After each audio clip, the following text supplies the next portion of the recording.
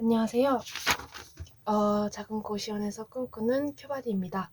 자, 오늘은 스포츠 교육학 이건 시험에 꼭 나온다 강의를 진행해 보도록 할 건데요. 스포츠 교육학을 제가 이렇게 핵심 정리해 온 내용을 전자책으로 최종 정리해서 만든 요약본을 판매를 하고 있어요.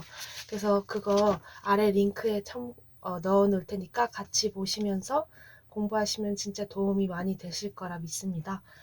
그러면 강의 시작해 보도록 할게요. 스포츠 교육학.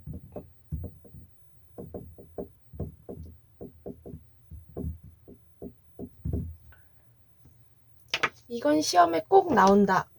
첫 번째, 뭐가 시험에 꼭 나올 것 같으냐? 바로 스포츠 교육의 배경과 개념입니다.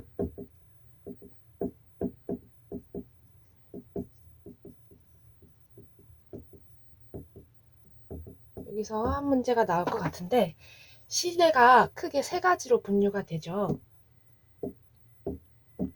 19세기 초중반, 19세기 후반부터 20세기 초반, 그리고 20세기 중반 이후로 나뉘죠. 이 각각의 시기에서 중요한 핵심 키워드를 알려드리도록 할게요. 19세기 초중반에는 체조 중심의 체육입니다.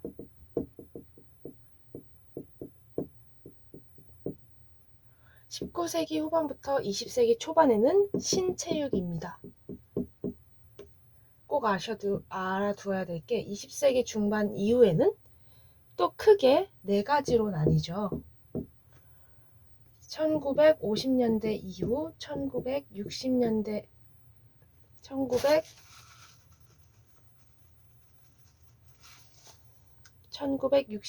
이후, 1970년대 이후, 그 다음에 1980년대가 아니라 1990년대 이후입니다.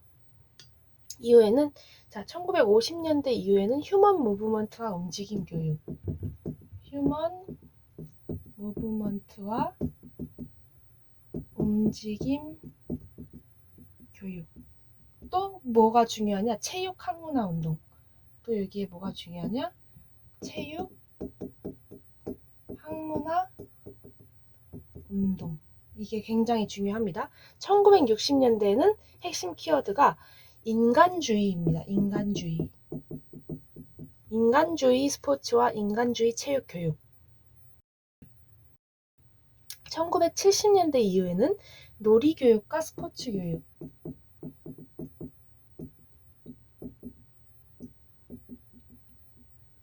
1990년대 이후에는 신체운동학입니다. 여러분 여기서 주의하셔야 될 게 신체육과 신체운동학이 뭔가 발음이 비슷하죠. 근데 신체육과 신체운동학은 엄연히 다릅니다. 신체육이란 체조 중심의 체육에서 신체를 통한 교육으로 넘어간 것을 말합니다.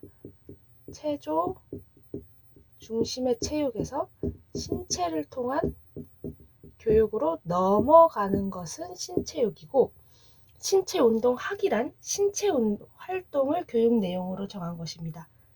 신체 활동이 교육 내용이 된 것.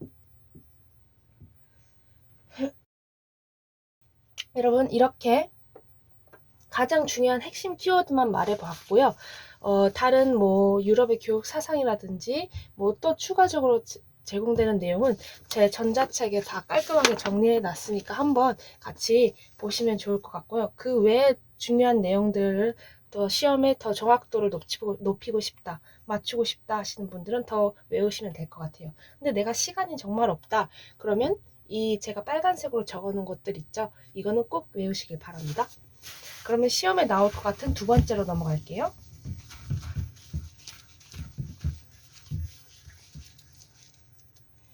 자, 이건 시험에 꼭 나온다. 두 번째. 스포츠 교육학의 연구 영역입니다.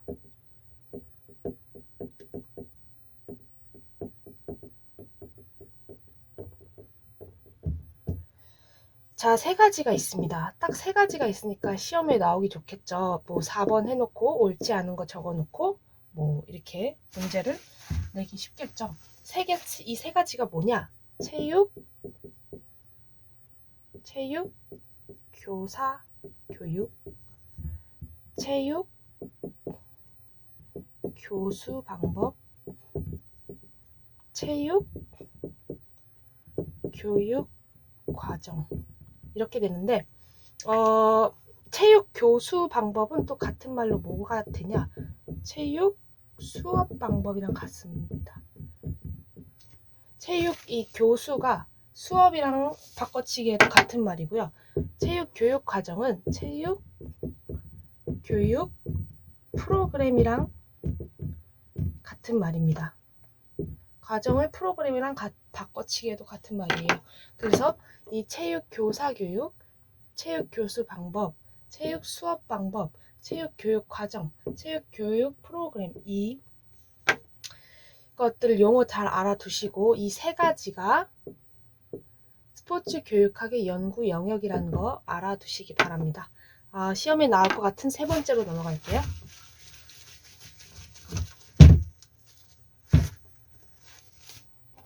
자, 이건 시험에 나온다 세 번째입니다. 그것은 바로 스포츠 교육의 정책과 제도.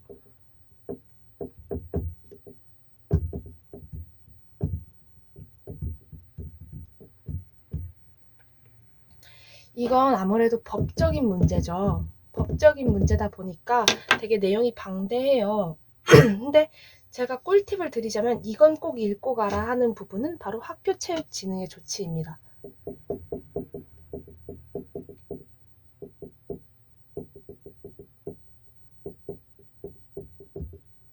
이 부분은 꼭 읽고 가시기 바라고, 또 꿀팁을 드리자면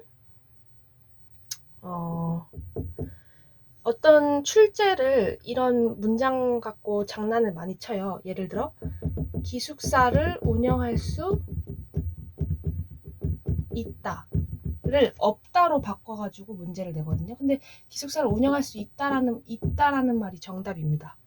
또 합숙을 뭐 지향한다라는 말이 맞습니다. 지향은 거리를 두는 거죠. 합숙을 지향하는 게 아니라 지양해야 됩니다. 지양. 그리고 뭐 스포츠 강사에 재임용 여부를 물어보면 또 맞추실 수 있으셔야 되는데, 이 스포츠 강사의 재임용 여부는 세 가지로 나뉘어요. 뭐냐? 강사로서의 자질, 복무 태도, 학생의 만족도입니다. 또 법적인 부분에서 또 장난치는 게 뭐냐? 예를 들어서 학교의 장, 교육부령, 국가, 대통령, 누가 이 법을 정했는지, 학교의 장이 정했는지, 교육부령이 정했는지, 국가가 정했는지, 대통령이 했는지, 이거를 또 바꿔치기 해서 문제를 많이 내요. 그래서 시험 칠 때 이 꿀팁들 참고하시고, 학교 체육의 진흥의 조치는 꼭 읽어보고 넘어가셔야 돼요. 그래서 한번 같이 읽어보고 넘어가도록 할게요. 학교 체육 진흥의 조치. 체육 교육 과정 운영 충실 및 체육 수업의 질 제고. 체육 수업의 질을 더 좋게 하게 제고를 해야 되겠죠. 학생 건강 체력 평가. 학생 건강 체력을 자주 점검해주는 그런 평가를 실시해야겠죠. 그리고 비만 판정을 받은 학생에 대한 대책. 비만 판정을 받은 학생에 대한 대책도 세워야 되고, 학교 스포츠 클럽 및 학교 운동부를 학교에 있는 운동부를 운영하고, 학생 선수의 학습권 보장 및 인권 보호, 학생 선수의 학습권을 보장하는 인권을 보호해주는 거 당연히 해야겠죠. 인권 중요하니까.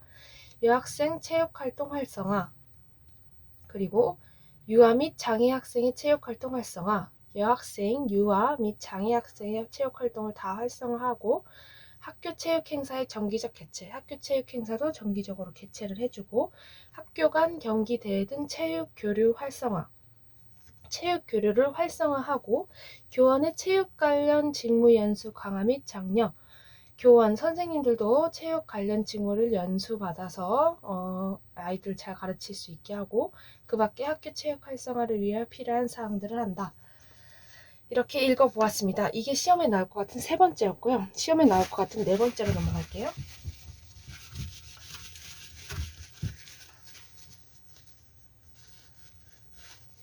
자, 이건 시험에 꼭 나온다. 네 번째. 스포츠 교육 지도자의 유형입니다.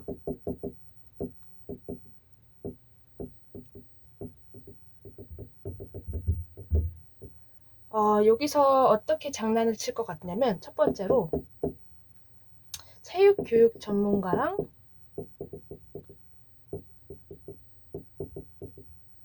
무엇이냐, 또 스포츠 강사란 누구냐, 이렇게 문제를 출제할 수도 있는데 체육교육 전문가란 가장 핵심 키워드는 정규입니다. 얘는 정규의 보조입니다.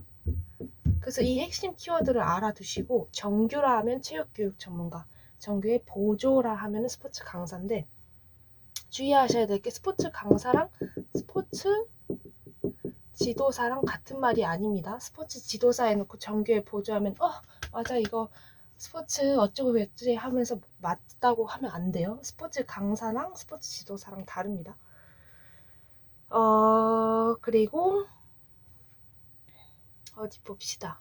그리고 또 시험 문제에 어떤 식으로 또 출제를 할 것 같냐면 이 유형으로 어떤 스포츠 지도사들이 있는지 바로 전문 스포츠 지도사, 생활 스포츠 지도사, 장애인 스포츠 지도사, 스포츠 지도사, 그리고 건강운동관리사,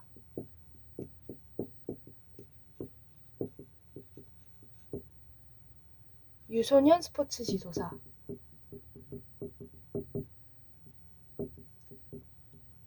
노인 스포츠 지도사, 이런 유형들이 있죠. 근데 전문, 생활, 장애인 스포츠 지도사는 1급, 2급이 나눠집니다.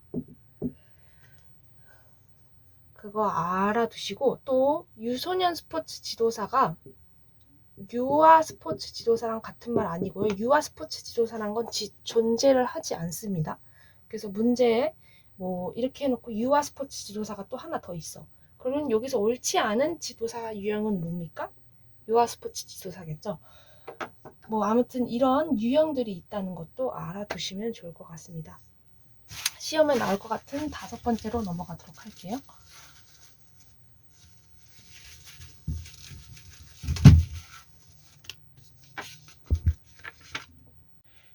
시험에 나올 것 같다. 다섯 번째 내용 넘어가겠습니다.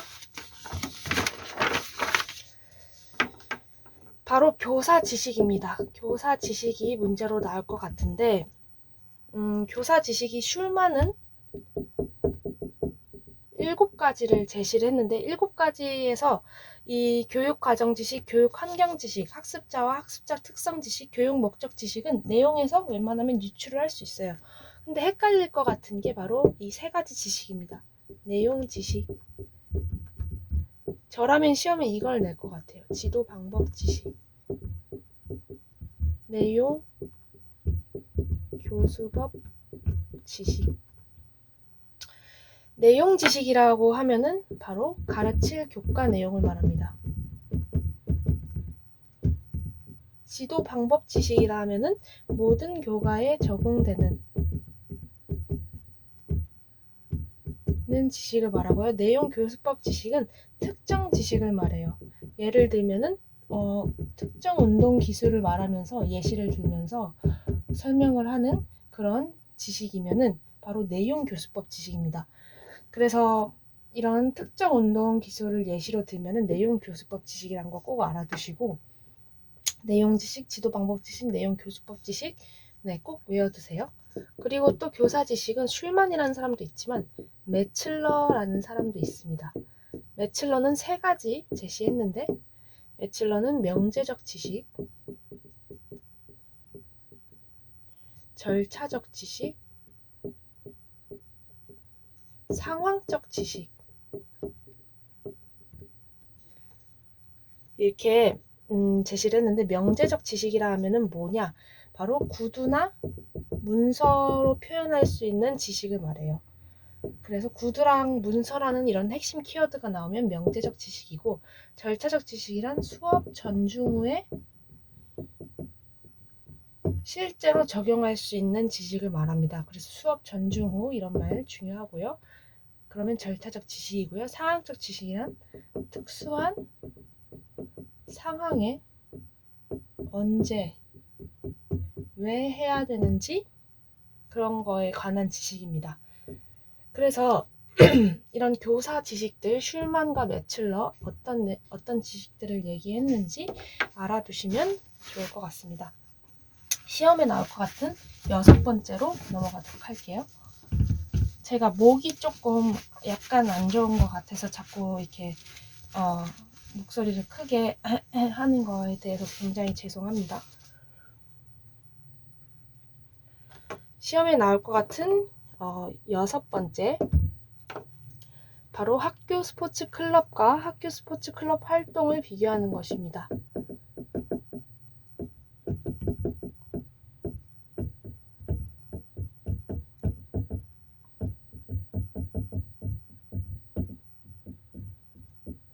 자, 여기에 학교 스포츠 클럽의 활동이란 말이 붙으면 진짜 중요합니다. 이것은 정규 교육과정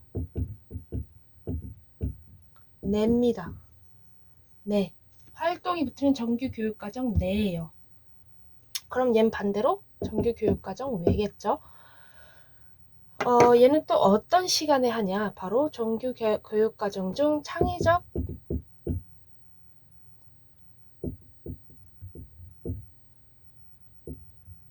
체험 활동 시간에 합니다. 창의적 체험 활동 시간에 하고, 얘는 그냥 방과 후에 합니다. 얘는 그리고 초중등학교 교육과정 총론을 따르고요. 그리고 중학교 교육과정 평선 운영 지침을 따릅니다. 어떤 법적인 거는 이런 총론 운영 지침을 따른다 그러면 학교 스포츠 클럽 활동이고요. 얘는 학교 체육진흥법 제10조를 따릅니다. 그래서 이 정규교육과정 내에는 스포츠 클럽 활동이고, 창의적 체험활동 시간 그리고 총론 운영 지침을 따르는 건 학교 스포츠 클럽 활동이다. 얘를 알면 얘와 비교해서 외우기 쉽겠죠? 네, 이거 시험에 나올 것 같은 6번째였고요. 시험에 나올 것 같은 7번째로 넘어가도록 할게요.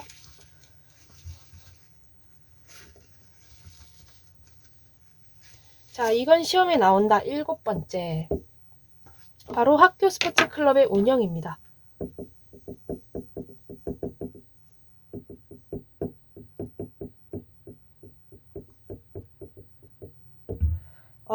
바로 리그, 토너먼트, 리그 더하기 토너먼트가 있는데, 리그라 하면은 또 3가지로 나뉘죠. 통합 리그, 조별 리그, 스플릿 리그. 토너먼트는 녹다운 토너먼트, 패자 부활전, 스플릿 토너먼트. 리그 더하기 토너먼트는 통합 리그 후에 토너먼트를 하는 건지, 아니면은 조별 리그 후에 토너먼트를 하는 건지 또 달라지겠는데, 자, 리그, 이 통합 리그라 하면은 일단 리그와 토너먼트의 차이를 좀 나누자면, 자,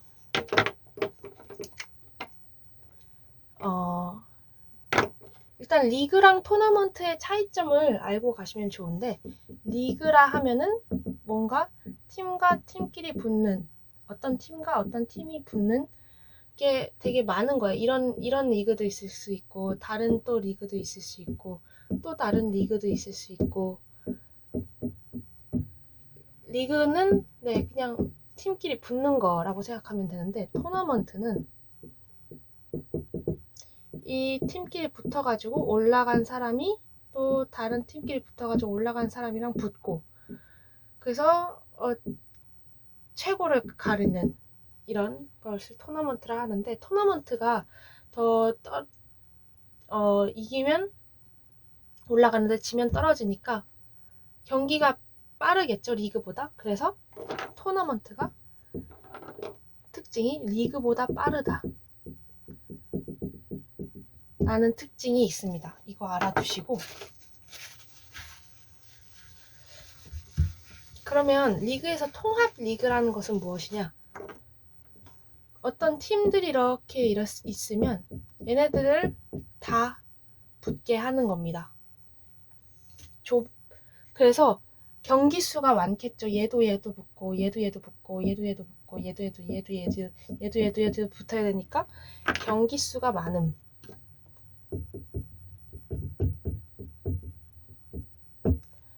그리고 순위가 고착화되겠죠. 잘하는 팀은 끊임없이 잘하는데 못하는 팀은 끊임없이 못하니까 순위 고착화. 조별리그는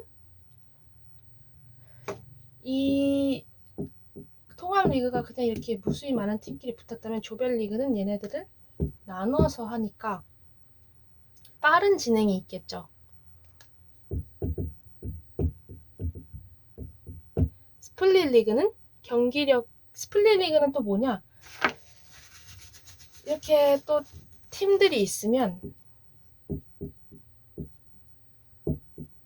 잘하는 팀은 잘하는 팀끼리, 못하는 팀은 못하는 팀끼리 붙는 거예요. 그러다 보니까 경기력이 평준화되겠죠? 그리고 동일한 팀과 경기 수가 많겠죠.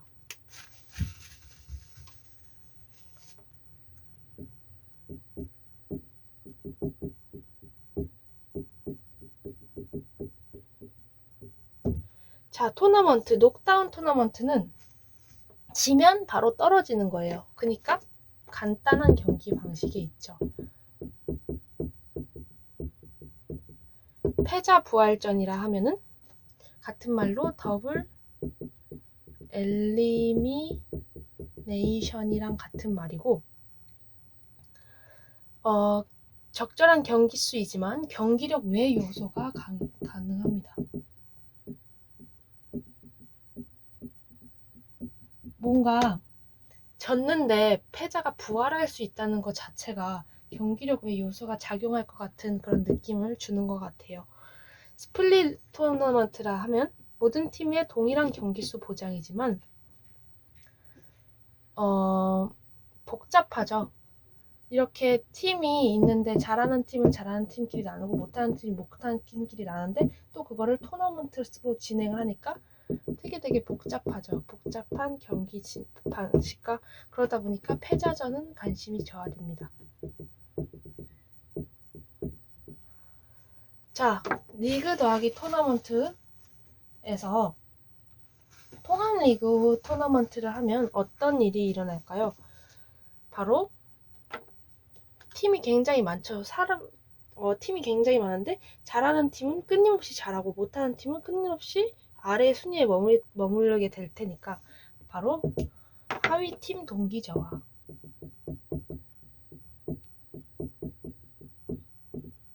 조별리그 토너먼트는, 조별리그가 아까 빠른 진행을 특징으로 갖고 있다고 했죠. 되게 많은 팀들을 구분을 해서 리그를 진행하니까 그래도 상대적으로 빠른 진행의 특징을 갖고 있었는데, 이러다 보니까 조별리그 토너먼트를 하다 보면은 짧은 시즌과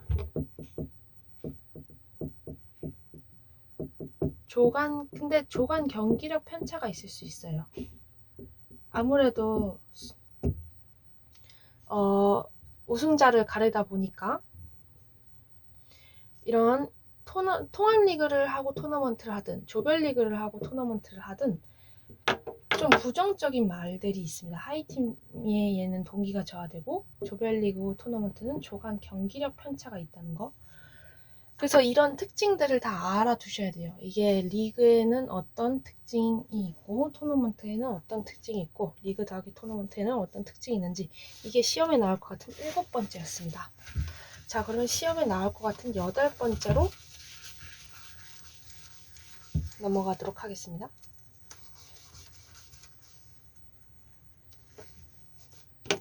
이건 시험에 나온다 8번째.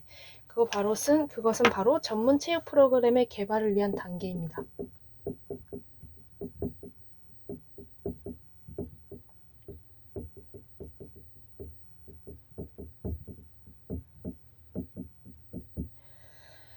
여섯 단계가 있어요. 1단계, 2단계, 3단계, 4단계, 5단계, 6단계. 빈칸으로 해서 이 빈칸에 들어갈 내용이 무엇이냐 이렇게 나오기 좋죠. 그래서 1단계는 선수에게 필요한 기술 파악.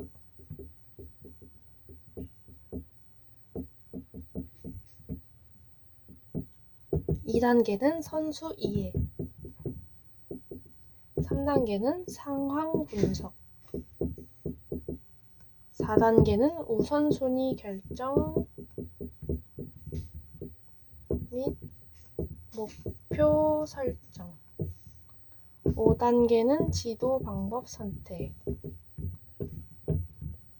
6단계는 연습 계획 수립입니다.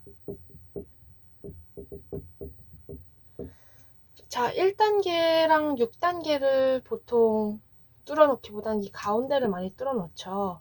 선수 이해, 상황 분석, 우선순위 결정 및 목표 설정, 지도 방법 선택. 그래서 이거 외워두시고 어떤 게 순서에 들어가는지 알아두시면 좋을 것 같습니다. 시험에 나올 것 같은 9번째로 넘어가도록 할게요.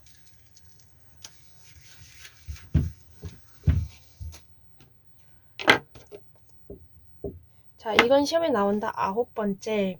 바로 교육 모형입니다. 교육 모형에는 8가지가 있죠.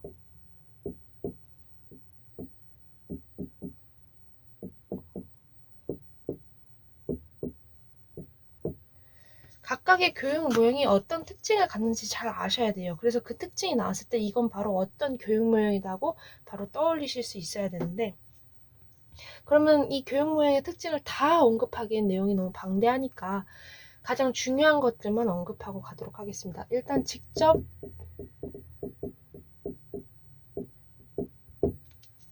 교수 모형은 교사는 모든 의사결정의 주도자입니다.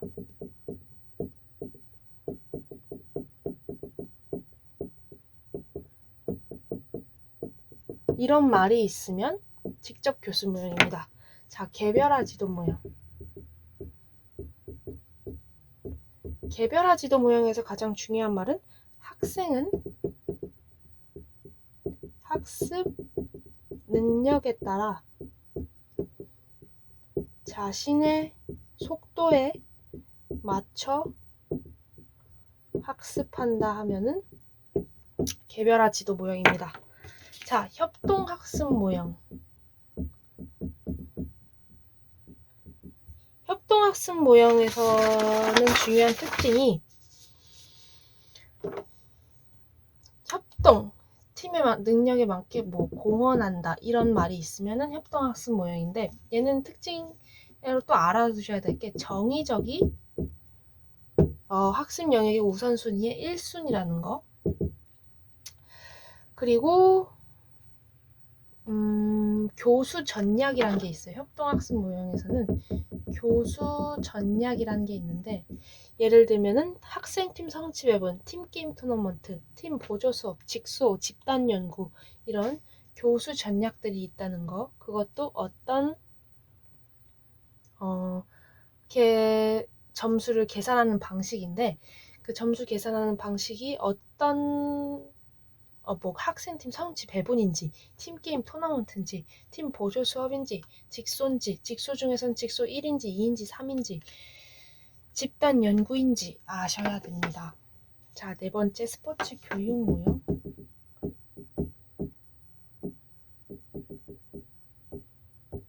스포츠 교육 모형에서 중요한 특징은 모든 학생은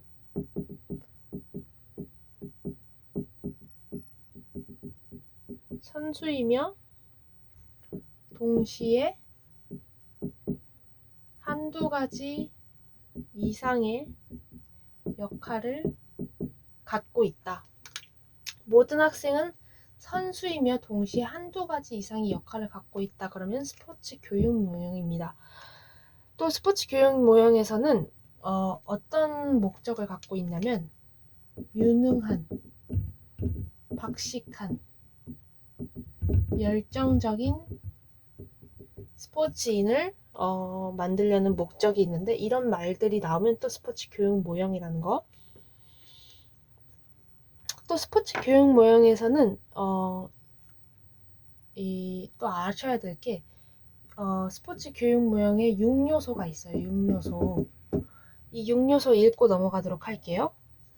시즌, 팀 소속, 공식 경기, 결승전 행사, 기록 보존, 축제화 이런 6가지 요소가 있어요. 이 6가지 요소도 꼭 외우시고 가시면 좋습니다. 동료 교수 모형.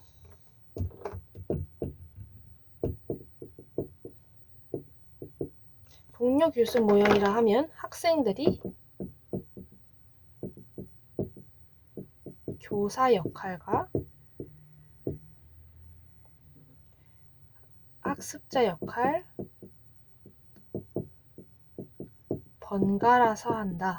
이런 말 있으면 동료 교수 모형입니다. 탐구 수업. 탐구 수업 모형은 핵심 특징이 질문 중심 수업입니다. 그래서 질문이라는 핵심 키워드가 나오면 탐구 수업 모형이고, 전술 게임 모형. 전술 게임 모형은 전술 문제를 해결하는 데 초점을 둔다. 이런 전술이라는 핵심 키워드가 나오면 전술 게임 모형입니다.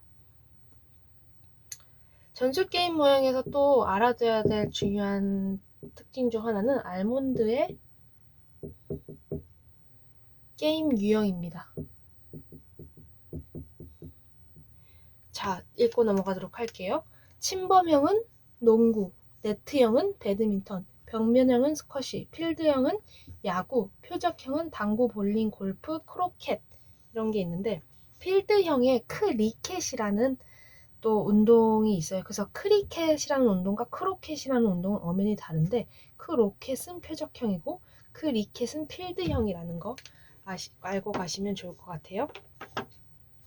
자, 전술 게임 모형의 6단계도 아셔야 됩니다. 이에는 6단계가 있어요. 이 모형에는 6단계. 이것도 읽고 넘어가도록 할게요. 게임 소개하고, 그 다음 게임 이해하고, 전술을 인지하고, 그 다음에 의사결정을 하고, 기술 연습을 하고, 실제 게임을 수행하는 것. 이 6단계도 알고 넘어가셔야 됩니다. 자, 8번째, 개인적, 사회적 책임감 지도 모형.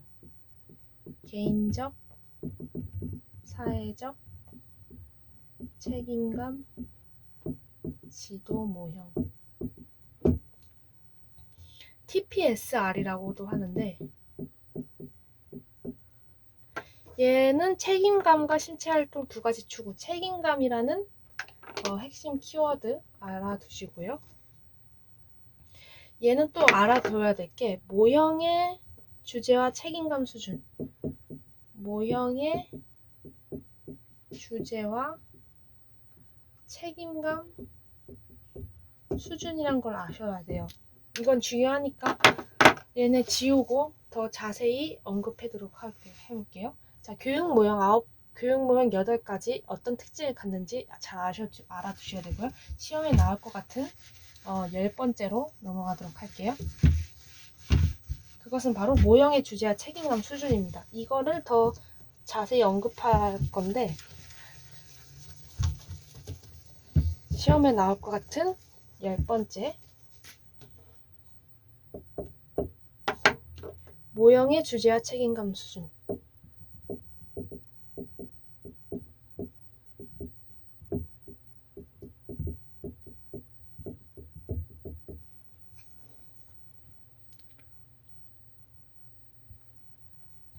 어, 0단계에서 5단계가 있습니다.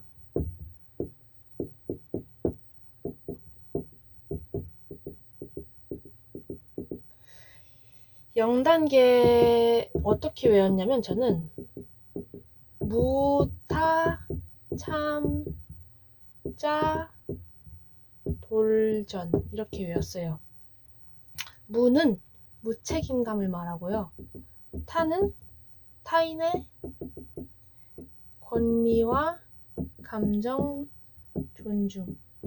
참은 참여와 노력. 자는 자기 방향 설정. 돌은 돌봄과 배려. 저는 전입니다. 그래서 무책임감일 때는 다른 사람을 방해를 합니다. 부정적인 이런 요소가 들어가고 참여 의지도 있게요, 없게요? 없어요. 참여 의지도 없고 다른 사람을 방해하면 무책임감 단계입니다. 그리고 타인의 권리와 감정 존중. 이때는 방해는 하진 않아요. 이때부터는 방해는 안 하고 자기 통제가 보여요. 자기 통제. 참여와 노력의 때는 이제 자발적으로 참여를 하고, 자기 방향 설정 때는 자기 목표를 설정을 합니다. 또 교사 감독 없이 과제도 완수하고 부정적인 외부 영향에도 대응이 가능합니다. 돌봄과 배려에서는 이제 말 그대로 돌봄, 돕기를 시작하고요. 전이 때는 이제 본보기가 되고 타인을 가르치고 자원하고 집에서 개인적 체력 프로그램을 실행합니다. 이게 시험에 나올 것 같은 10번째였고요. 시험에 나올 것 같은 11번째로 넘어가도록 하겠습니다.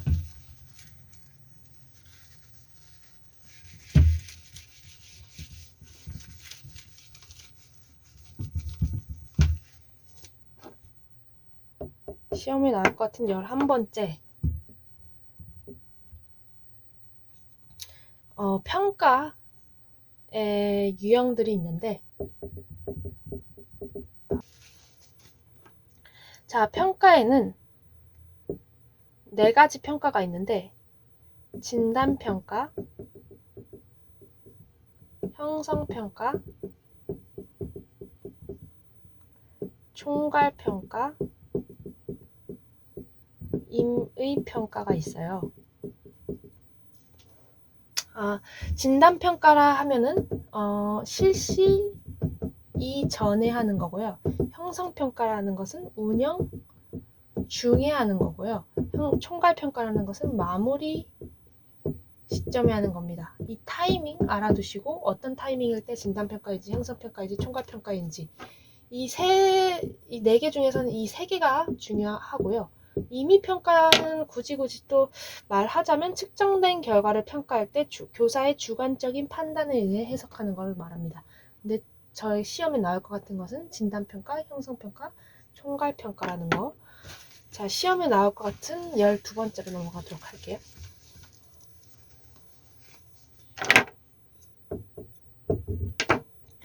자, 학습 목표에 관련된 신체활동 소비 시간.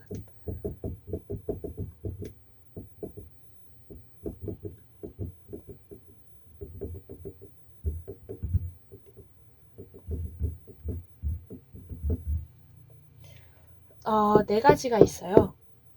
할당 시간, 운동 참여 시간, 과제 참여 시간, 실제 학습 시간 이렇게 있는데, 운동 참여 시간, 과제 참여 시간은 이 말에서 유추가 가능해요. 시험에 나올 것 같은 건 이 할당 시간과 실제 학습 시간인데, 할당 시간이라는 것은 무엇이냐? 학생들이 신체 활동에 참여하도록 계획된 시간입니다.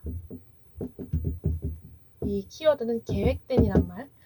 실제 학습 시간이라는 것은 성공을 경험한 시간.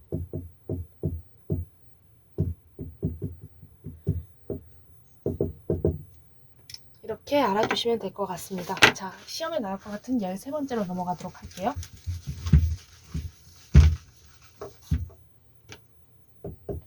시험에 나올 것 같은 13번째는 효과적인 벌 전략의 사용입니다.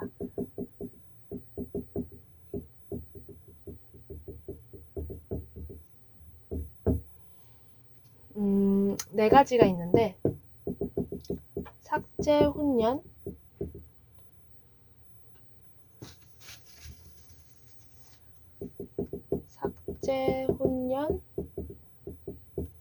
적극적 연습, 타임 아웃, 보상 손실입니다.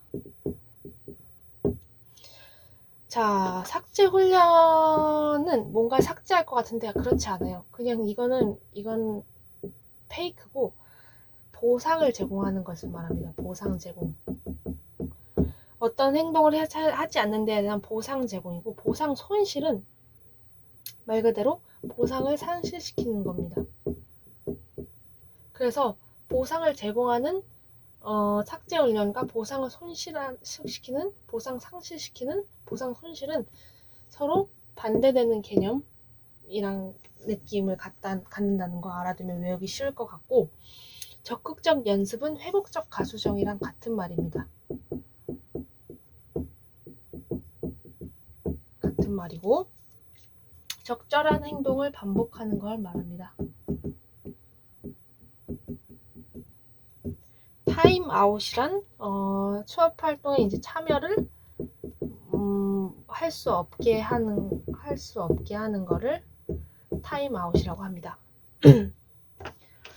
자, 이게 13번째였고 14번째로 가도록 할게요.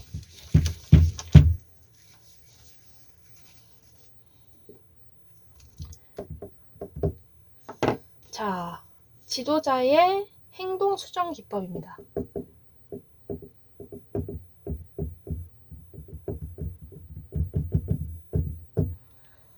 이거는 5가지가 있는데, 행동 계약, 행동 공표, 프리맥 원리, 토큰 시스템, 타임아웃. 타임아웃은 아까 했죠. 그래서 언급 안 하도록 하겠습니다. 행동 계약이란 무엇이냐? 보상 및 처벌에 대한 규칙을 학생과 함께 결정. 보상 및 처벌에 대한 규칙을 함께 설정한다. 그러면 행동 계약이고요. 행동 공표란 보상과 처벌을 공고하는 겁니다. 보상과 처벌을 공고. 프리맹 원리란 좋아하는 활동을 이용해서 좋아하지 않는 활동에 동기부여하는 겁니다.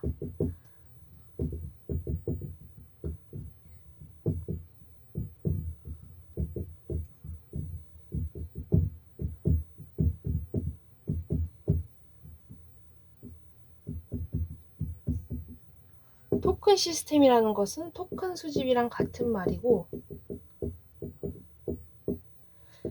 쿠폰을 제공하는 걸 말하고, 타임아웃은 아까 했죠. 체육 수업 활동에 참여할 수 없게 하는 걸 말합니다. 자, 시험에 나올 것 같은 15번째로 넘어가도록 할게요. 이건 시험에 나온다 15번째. 바로 상황별 주의 집중 전략입니다.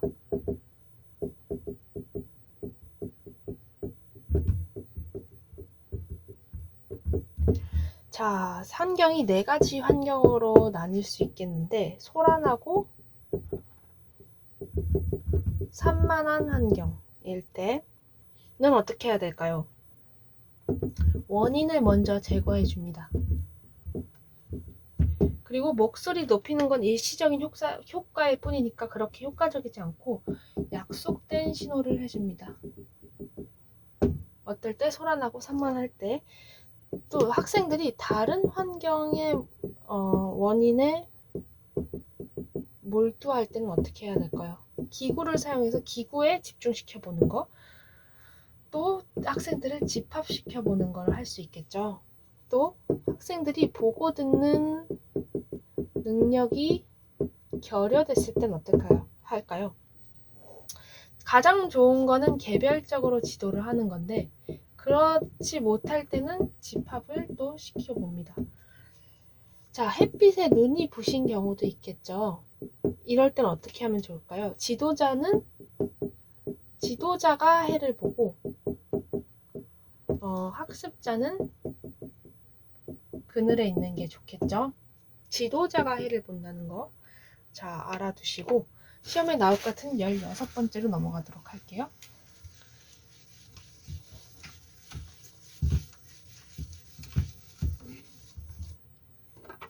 시험에 나올 것 같은 16번째, 질문의 구분입니다. 질문의 구분, 질문은 총 4가지 유형으로 나뉠 수 있는데, 회고적인 질문인지, 수렴적인 질문인지, 확산형 질문인지, 가치적 질문인지 이렇게 나뉘어요. 회고적 질문이라는 것은 기억 수준의 대답만을 필요로 해요. 예를 들면, 이 예시가 중요한데, 예를 들면 배팅을 할 때 시선을 어디에 두는가? 야구할 때 배팅하죠. 배팅을 할 때 시선 어디에 둬? 이렇게 내가 떠올려야 되는 그런 기억 수준의 대답을 필요로 하는 것을 회고적 질문이라고 하고, 수렴적, 집중적 질문 같은 말입니다. 집중적 질문은 이전에 경험했던 내용에 대한 질문을 말해요. 내가 이전에 경험했던 내용에 대한 질문이고, 근데 수렴적 질문은 보다 더 중요한 게 이 확산형 분산적 질문이에요. 얘가 더 전 시험에 나올 것 같아요. 얘는 이전에 경험하지 않은 문제 해결에 대한 질문이에요. 얘는 이전에 경험했었죠. 근데 얘는 이전 경험 안 했던 그거에 대한 질문인데, 그래서 좀 사람이 창의적이어야겠죠. 어떤 예시가 있냐면, 이 예시 중요한데, 뭐뭐 하다면 어떻게 할 것인가. 약간 사람이 상상을 해야 되는 질문들이 있지. 예를 들어, 내가 드리블을 이렇게 하려고 하는데 상대 수비수가 나에게 돌진을 하고 있다. 그러면 당신은 어떻게 할 것인가? 이런 식으로. 난 경험을 해본 적이 없어. 이런 드리블 하면서 해본 경험이 없는데, 이런 드리블을 내가 하고 있는데 상대 수비수가 나한테 뭐 돌진을 하고 있다. 이렇게 가정법으로 물어보는 거. 아직 내가 경험해보지 않은 거. 그때 어떻게 할 것인가 물어보면 확산형 분산적 질문입니다. 가치적 질문은 가치 문제입니다. 가치 문제. 예를 들면 그냥 심플해요. 어떻게 생각해? 어떻게 생각하는가? 그냥 너의 생각을 물어보면 가치적 질문입니다. 근데 제가 제일 시험에 나올 것 같은 것은 확산형 분산적 질문. 뭐뭐 하다면 어떻게 할 것인가? 이전에 경험해보지 않았던 뭔가 창의적인 거를 요구하는 그 질문이 시험에 나올 것 같아요. 자, 시험에 나올 것 같은 17번째로 넘어가도록 하겠습니다.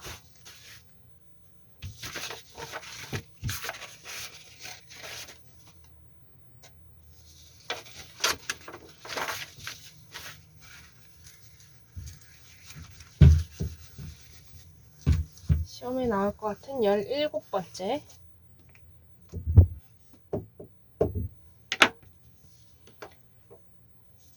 올스테인과 레빈의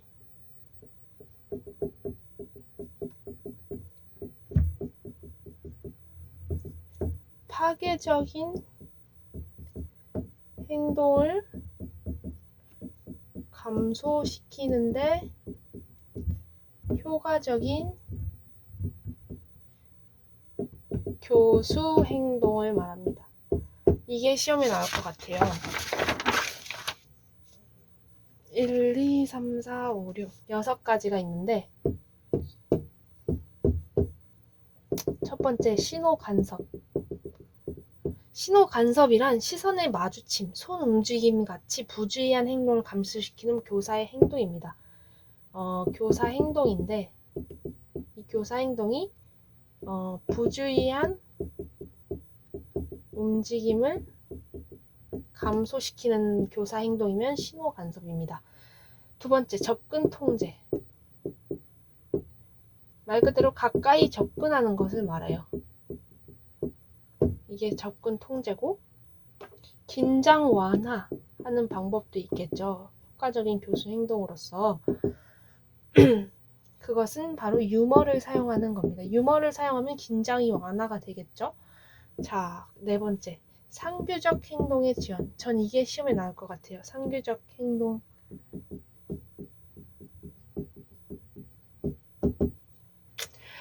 스케줄, 과제같이 일반적 수업 습관을 이용하는 거. 스케줄, 과제와 같이 이런 핵심 키워드가 나오면 상규적 행동의 지원입니다.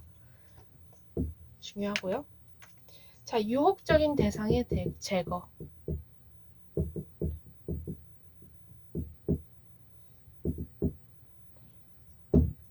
운동 연구나 부주의적 행동을 조장하는 것들을 그냥 말 그대로 제거해 주는 걸 말하고, 비정한 제거. 비정한 제거. 물을 떠오게 하거나 심부름을 보내는 거.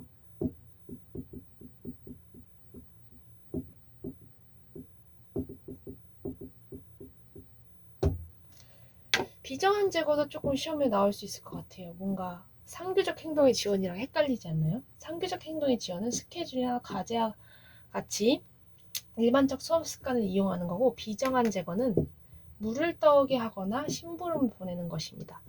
자, 이게 시험에 나올 것 같은 17번째였고요. 시험에 나올 것 같은 18번째로 넘어가도록 하겠습니다.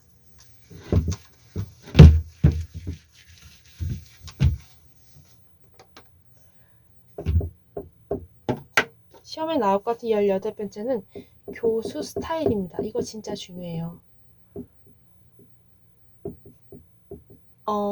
모방과 창조로 나뉘죠. 모방, 창조.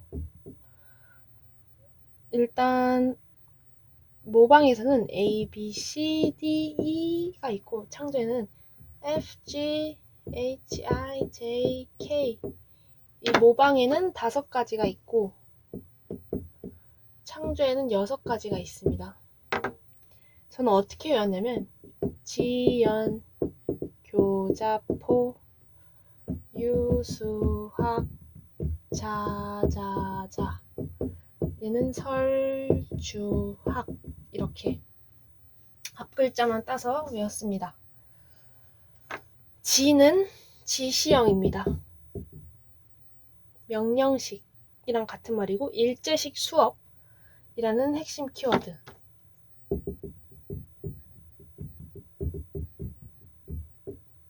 연은 연습형입니다.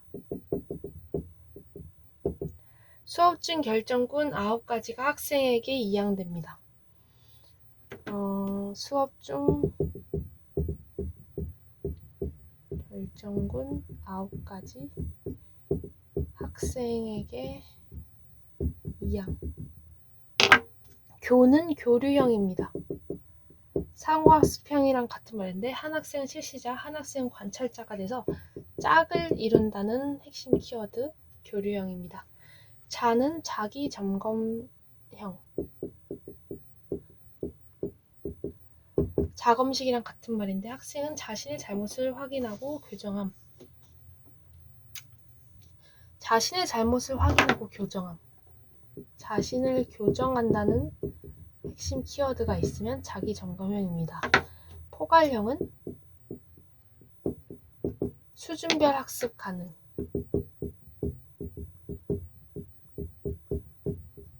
그래서 이 모방에서는 어떤 특징을 가졌을 때 어떤 교수 스타일인지 아셔야 돼요. 말 그대로 창조도 마찬가지인데 유는 유도 발견형입니다. 유도 발견형은 교사의 질문에 대응하는 거. 교사 질문에 대응하는 거. 그러면 유도 발견형입니다. 수는 수련 발견형. 문제의 해결 방법을 발견하는 것이 목적입니다. 해결 방법 찾기. 그러면 수련 발견형입니다. 학은 확산 발견형인데 얘는 학생이 처음으로 교과 내용을 발견하고 다양한 해답을 발견하는 것이 목적입니다. 다양한 해답. 다양한 해답이라는 키워드가 나오면 확산 발견형입니다. 자기 설계형은 학생이 스스로 질문을 제작하고 해답을 찾습니다. 학생이 스스로 질문과 해답을 찾으면 자기 설계형입니다. 학생의 독자적 결정권도 더욱 확대되는 자기 설계형 특징 갖고 있고요. 자기 주도형은 스스로 진도를 정합니다. 학생이 스타일 자체를 주도합니다. 학생이 스스로 스타일 주도하고 스타일과 진도를 주도하면은 자기 주도형입니다. 자기 학습형은 수업 전중 후 모든 결정을 학생이 내립니다. 자, 학생이 수업 모든 결정 내린다. 학생이 교사와 학생의 역할을 동시에 수행할 수 있어야 된다. 학생이 교사와 학생의 역할 동시 수행. 이런 학생의 수업이 모든 의사결정을 결정하고 학생이 교사와 학생의 역할 모두 수행할 수 있으면 자기 학습형입니다. 그래서 이런 특징들이 어떤 교수 스타일을 갖는지 알아두셔야 되는 게 18번째로 시험에 나올 것 같고요. 19번째 시험에 나올 것 같은 거 넘어가도록 하겠습니다.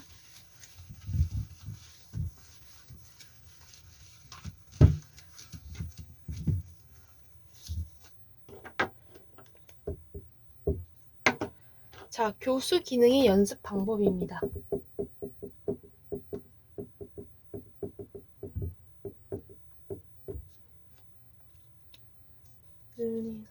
여섯 개가 있는데 1인 연습, 마이크로 티칭,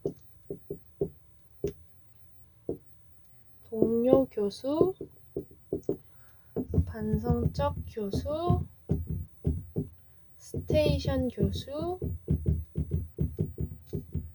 실제 교수 이렇게 있는데 1인 연습이라 하면은 거울 앞에서 연습하는 걸 말하고 마이크로 티칭은 예비 지도자가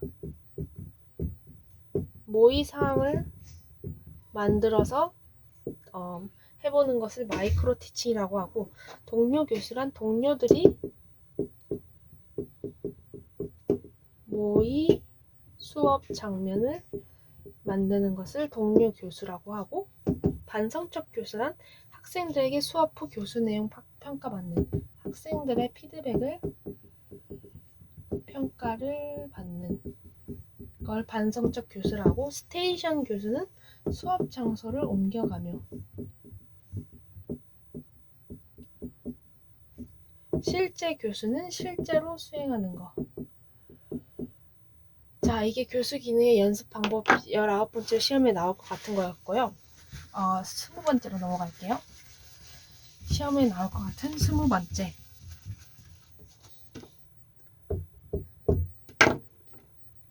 바로 스포츠 교육의 평가론의 평가입니다.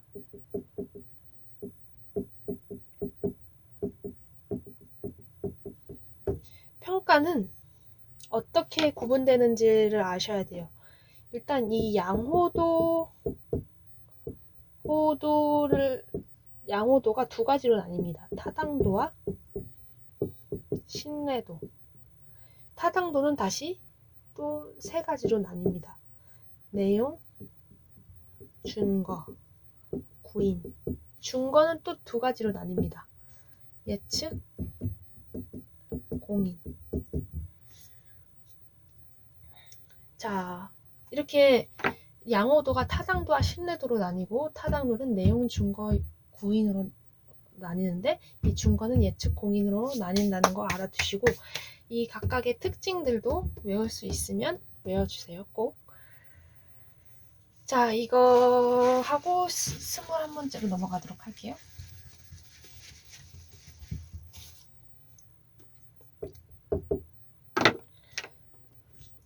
평가의 기준입니다.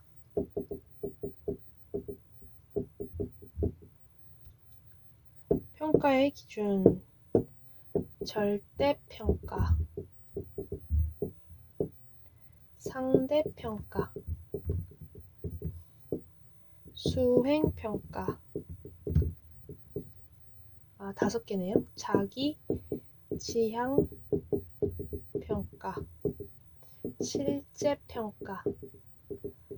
여기서 시험에 나올 것 같은 중요한 평가는 절대평가, 상대평가, 수행평가가 중요할 것 같아요. 자, 절대평가란 준거, 지향평가랑 같은 말이고,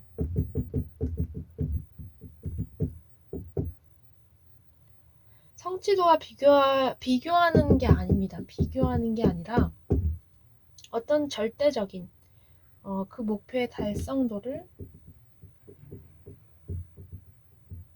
평가하는 겁니다. 이번에 스포츠 지도사가 절대평가죠. 그런 것처럼 절대평가는 비교를 하는 게 아니라 목표의 달성도를 평가하는 것이고, 상대평가는 같은 말로 규준, 지향 평가인데, 어떤 서열을 나눠서 누가 제일 잘했나를 뽑는 거고, 수행평가는 학생의 산출물, 결과물을 말합니다. 이 결과물을 평가를 하는데 개인의 평가가 강조되고, 얘는 특징이 개인 평가가 강조되고 과정과 결과 둘 다 중요합니다. 자기지향평가란 학습자의 수행 능력을 말하는 거고, 실제평가란 수행평가의 한 형태로서 실제 상황에서 요구되는 과제와 같거나 유사한 과제의 수행, 배운 내용을 경기 상황에서 구현하는 정도를 말합니다. 절대평가, 상대평가, 수행평가 꼭 알아두시고요. 시험에 나올 것 같은 22번째로 넘어가도록 하겠습니다.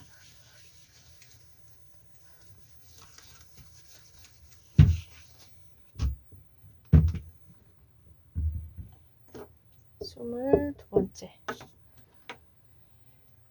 기법입니다. 평가의 기법. 어떤 것들이 있냐? 체크리스트, 평정 척도, 루브릭,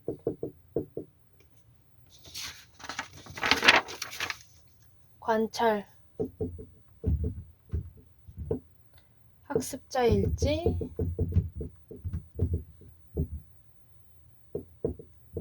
학습자 면접과 설문지.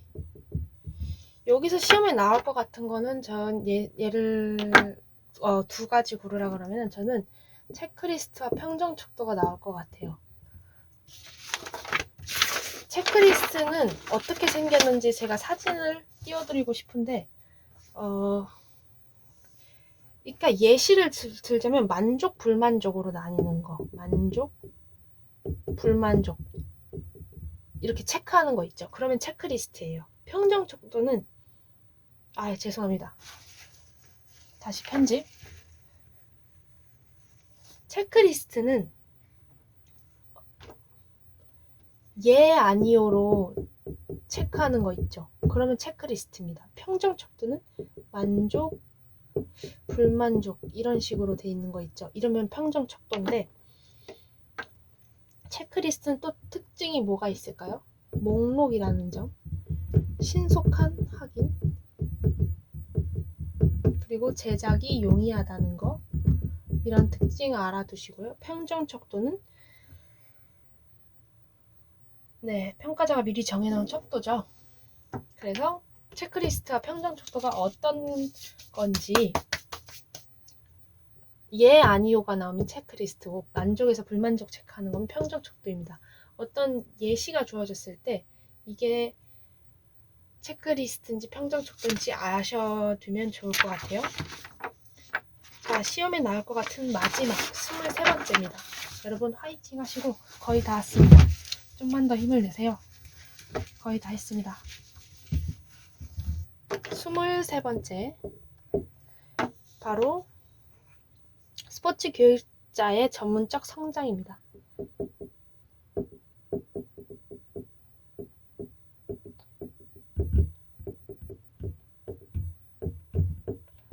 자, 성장에는 세 가지가 나뉘는데 형식적 성장인지 무형식적 성장인지 비형식적